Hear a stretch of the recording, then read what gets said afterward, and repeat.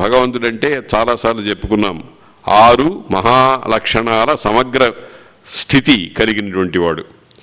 అనంతుడు, అనంతుడు అంటే ఆనంద స్వరూపుడు, ఆనందైక స్వరూపుడు, ఆనందం తప్ప ఇంకొకటి లేదు. కరుణాంబుధి, దయగలిగినటువంటి వాడు. ఎందుకంటే చూడండి, మనం ఎప్పుడూ ఆలోచించడం లేదు, కానీ మనం పుట్టాం, పెరుగుతున్నాం, మనకు ఆకలి వేసింది, అన్నం సిద్ధంగా ఉంది, దాహం వేసింది, నీళ్లు సిద్ధంగా ఉన్నాయి, ఏదైనా రుచిగా మంచి పానీయం పుచ్చుకోవాలనుంది, అన్ని పదార్థాలన్నీ అక్కడ సిద్ధంగా ఉన్నాయి, పండు తినాలని అనిపించింది, పండ్లు ఎక్కడ పడితే అక్కడ దొరుకుతున్నాయి.